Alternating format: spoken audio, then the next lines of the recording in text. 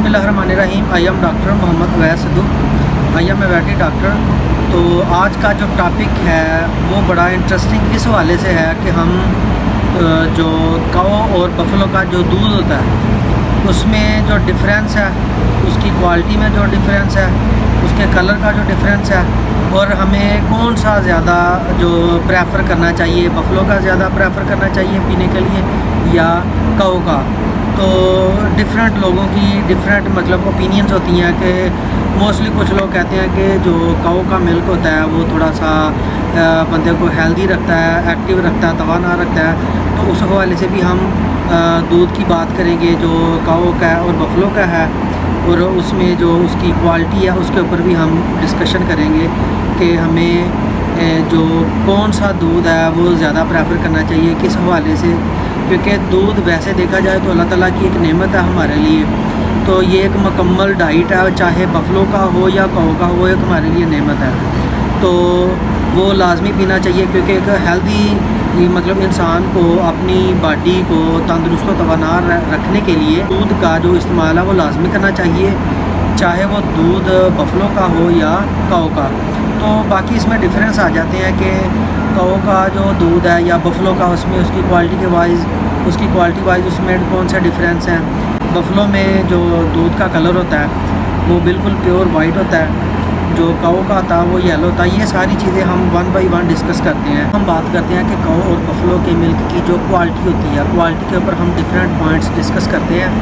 एक तो जनरल हम बात करते हैं कि जो बफलो और काऊ का मिल्क होता है तो उसमें जो वाटर का पोर्शन है, काऊ के मिल्क में वाटर का पोर्शन है वो ज़्यादा होता है, उसमें 90% तक होता है, तकरीबन 87 से 90% तक उसमें वाटर कंटेंट होता है।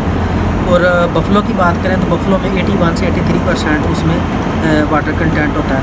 तो उसी वजह से बफलो का जो मिल्क है वो गाढ़ा होता है और जो काऊ का मिल्क है वो पतला होता है। तो जो बफलो का मिल्क है उसमें गाढ़ा होने की और भी वजूहात हैं। उसमें क्या है, फैट का परसेंटेज है वो भी ज़्यादा होती है एज़ कम्पेयर टू काऊ की बात करें। बफलो में तकरीबन अगर हम फ़ैट्स की बात करते हैं वो तकरीबन 6 to 7% उसमें फ़ैट होती है। काऊ की बात करें तो काऊ में तकरीबन 3.5 से 4% तक उसमें जो फ़ैट का पोर्शन होता है। अच्छा, ये चीज़ ब्रीड वाइज भी डिफरेंट हो सकती है। अगर हम डच की बात करें, डच काउस की, उसमें तकरीबन 5% या 5.5% तक भी जो फ़ैट का पोर्शन है वो चला जाता है। नॉर्मली अमेरिकन या ऑस्ट्रेलियन काउस में तकरीबन 3.5 से 4% तक उसका जो फ़ैट का पोर्शन होता है। और जो प्रोटीन है, प्रोटीन का पोर्शन भी जो काऊ है उसमें 3.2% तक होता है। अगर हम बफलो की बात करें तो बफलो में 4% तक चला जाता है। और उसमें उसके अलावा जो कार्बोहाइड्रेट्स हैं या लैक्टोज़ हैं उसका पोर्शन भी ज़्यादा होता है बफलो के मिल्क में। तो काऊ के मिल्क में उनका portion as compare to buffalo कम होता है। उसी वजह से हम फ़ैट, लैक्टोज़, प्रोटीन और कार्बोहाइड्रेट्स इनका पोर्शन ज़्यादा होता है काऊ के बफलो के मिल्क में। तो उसी वजह से बफलो का मिल्क हमें देखने में गाढ़ा लगता है। तो जो काऊ का मिल्क है वो थोड़ा सा थिन होता है। तो क्योंकि उसमें जो मैंने चीज़ें बताई हैं, फ़ैट, प्रोटीन, कार्बोहाइड्रेट्स, लैक्टोज़, ये चीज़ें उसमें कम होती हैं। कुछ लोग कहते हैं कि जो बफलो और काऊ का मिल्क होता है, कुछ लोग काऊ के मिल्क को प्रेफर करते हैं, कुछ बफलो के मिल्क को प्रेफर करते हैं। ये डिपेंड करता है उसकी जो एक्सेप्टेंस के ऊपर ही डिपेंड करता है कि कुछ लोग बफलो के मिल्क को पसंद करते हैं, कुछ लोग काऊ के मिल्क को। कुछ कहते हैं कि जो बफलो का मिल्क होता है वो इतना जल्दी हज़म नहीं होता, तो उसमें डाइजेस्टिव प्रॉब्लम्स ही आ सकते हैं, डायरिया वगैरह लग जाता है छोटे बच्चों में या ओल्ड एज के लोग होते हैं। तो कुछ लोग ये भी कहते हैं कि जो काऊ का मिल्क होता है वो बंदे को तंदुरुस्त व तवाना रखता है। काऊ और बफलो के मिल्क में प्रॉपर जो वाइटामिन्स हैं, मिनरल्स हैं, उसमें प्रोटीन्स हैं, उसमें फ़ैट्स हैं, उसमें कैल्शियम है, उसमें फास्फोरस है, वाइटामिन्स, ट्रेस मिनरल्स। ये एक बैलेंस डाइट है हमारे लिए, जो हमें एक एज आ न्यूट्रिशन एक कंप्लीट डाइट हमें मिलता है। तो काऊ का मिल्क है उसमें उसका जो कलर होता है वो थोड़ा सा येलोश होता है, जो काऊ का मिल्क होता है। तो उसके येलोश होने की वजह ये होती है कि उसमें कैरोटीन्स होती हैं, beta carotenes, precursor of vitamin A.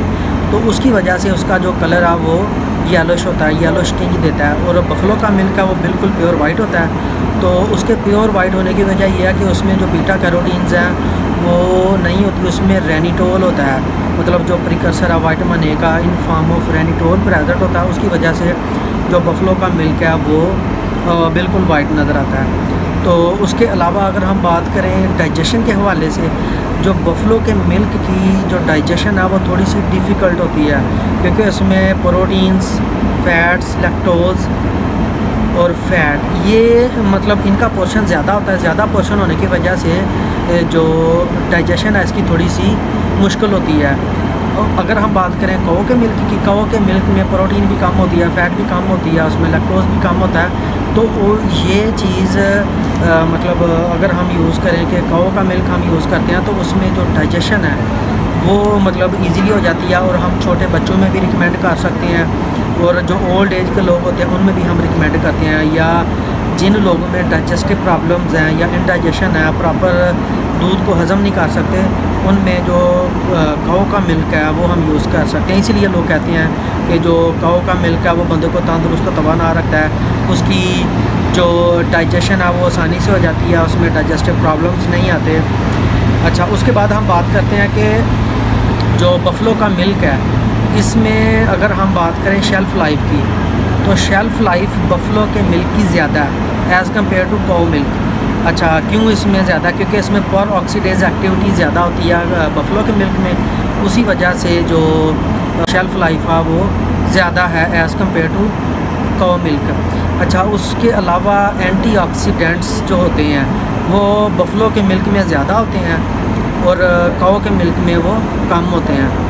तो यही चीज़ें हमें इम्यूनिटी प्रोवाइड करती हैं। जो अगर एंटीऑक्सीडेंट की प्रपोर्शन ज़्यादा होगा तो वो हमें इम्यूनिटी प्रोवाइड करेगा। और दूसरी बात, जो कौ का मतलब घी होता है तो उसका जो एक टेक्सचर अगर की बात करें या उसकी कंसिस्टेंसी की बात करें, वो ग्रैन्युलर नहीं होती।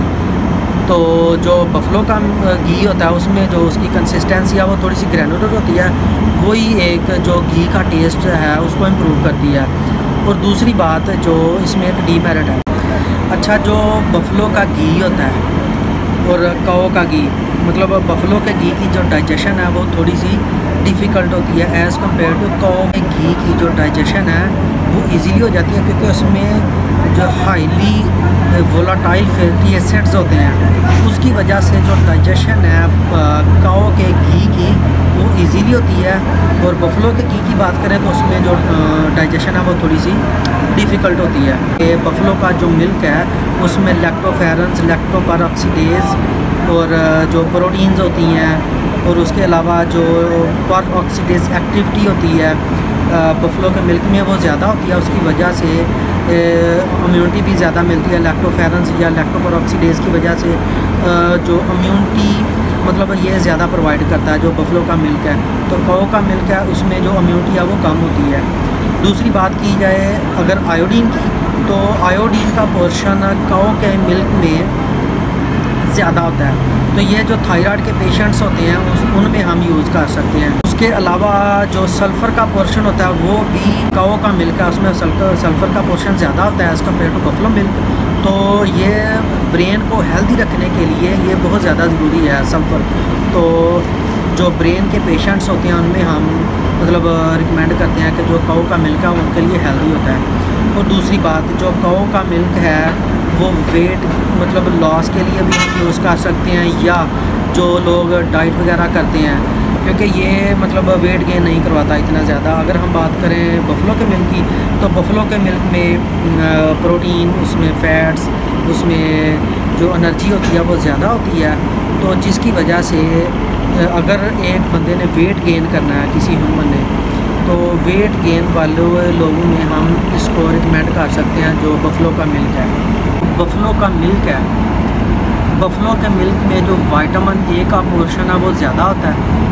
अगर हम बात करें कौ का मिल्क, कौ के मिल्क में विटामिन ए का पोर्शन कम होता है as compare to buffalo milk, but जो विटामिन ई है उसका पोर्शन बहुत ज़्यादा होता है कौ के मिल्क में। तो विटामिन ई खुद एक एज एन एंटीऑक्सीडेंट यूज़ होता है, तो ये भी एक इम्यूनिटी में इम्पोर्टेंट रोल प्ले करता है। और दूसरी बात करें कैल्शियम की, आयरन की, फास्फोरस की, ये बफलो के मिल्क में ज़्यादा होता है और काऊ के मिल्क में कैल्शियम और आयरन और फास्फोरस इसकी जो क्वांटिटी है वो कम होती है as compare to buffalo milk. जो बफलो का मिल्क है उसमें जो सैचुरेटेड फैटी एसिड्स उनका पोर्शन भी ज़्यादा होता है और उसके अलावा पॉली अनसेचुरेटेड फैटी एसिड्स और मोनो अनसेचुरेटेड फैटी एसिड्स इनका पोर्शन भी ज़्यादा होता है अगर हम बात करें बफलो के मिल्क की।